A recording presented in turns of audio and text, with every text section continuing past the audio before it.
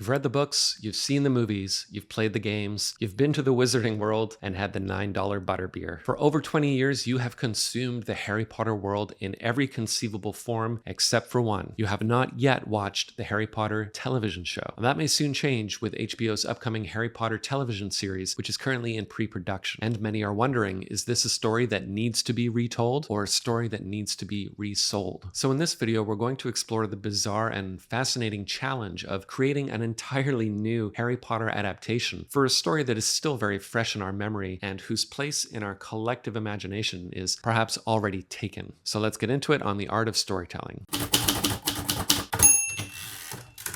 So the question is this: is there room in our imagination for two different Harry Potter screen adaptations? And I want to say right off the bat that I don't think there's anything inherently wrong with revisiting or retelling a story. Quite the opposite. Many of the best stories are reboots, adaptations, sequels, and squeakquels. That said, our entertainment industry does seem to be captured by the financial incentives of rehashing popular stories. Studio executives are basically just rabid dogs frothing at the mouth to exploit their intellectual properties to the maximum degree. There are, of course, limits to doing so. I mean, they can't just release a new Star Wars movie every year. That would be insane. Naturally, there is a point where the short-term economic benefit of exploiting an IP undermines its brand equity and dilutes its value in the long term, either by fatiguing its audience or by stretching the narrative possibilities of that IP beyond its practical limits. One could only imagine the kind of cynical calculations that go into Warner Brothers or Disney's content strategy so as to maximize an IP's profits without exhausting its fan base. In the case of Harry Potter, this balancing act is uniquely fascinating. And that's because not all fictional universes are equally exploitable. Each has its own special quality that makes it more or less suited to being adapted, rebooted, and sequelized. And this actually has less to do with the business of entertainment and much more to do with how stories, characters, and worlds live in our imagination. So one important question is whether a character in a given story is archetypal or fixed. Take James Bond. There have been 25 Bond movies since Dr. No was released in 1962. The reason we can tolerate so many sequels is that the character of James Bond is an archetype, a collection of character traits, which aren't strictly bound to a fixed narrative. So long as he's a smooth-talking, gadget-using, womanizing action hero, we're content to tell new Bond stories until the end of time. There's no specific canonical event that must transpire in every telling of a Bond story. Others in this category would include classic characters like Hercules, Sherlock Holmes, and Robin Hood. On the other hand, you have characters like Frodo Baggins. He's not an archetypal character because he's defined by a specific story with specific events. Frodo goes on a quest to destroy the ring. That's what he does. He can't have serialized adventures outside of that narrative framework. This makes him a fixed character, more along the lines of Luke Skywalker, Forrest Gump, or,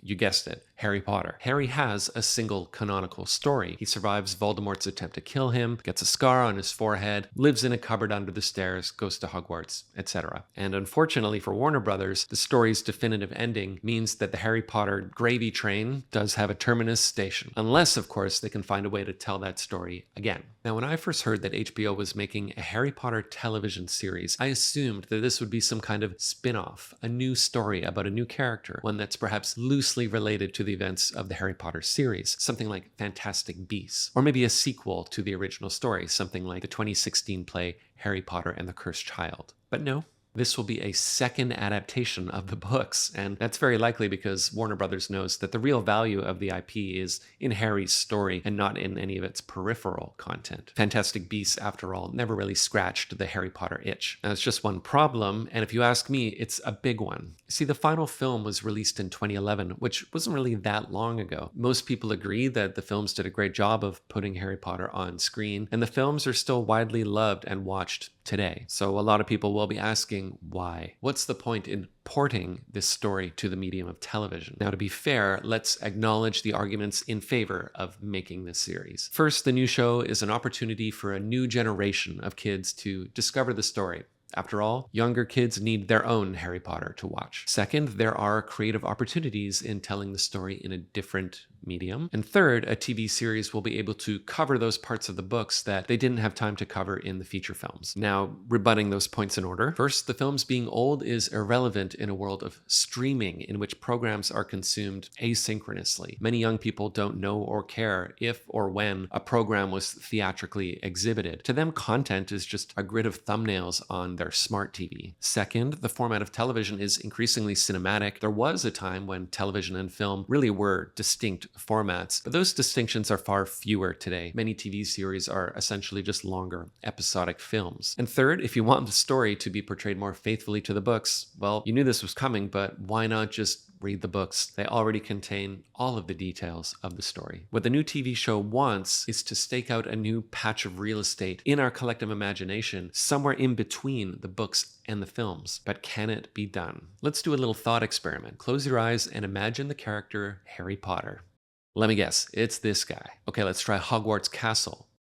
I'm guessing in your mind's eye, you're picturing this moody castle in the Scottish Highlands. What about platform 9 3/4? Yep, there it is, right where it belongs in King's Cross Station. Famous images like these are one way that we collectively imagine the fictional world of Harry Potter. In order to imagine a different world of Harry Potter, we'll need images that are different. So the creators of this new show are going to have to cast a new Harry who is sufficiently faithful to the book's description that viewers accept him as such, but also sufficiently different from the Daniel Radcliffe depiction that he can stand alone as a distinct character. The same goes for Ron and Hermione, Hedwig, Diagon Alley, Voldemort, the Quidditch pitch, the Sorting Hat, and literally everything else in the Harry Potter world. And the challenge doesn't end with images. This time, close your eyes and imagine the musical mood of Harry Potter.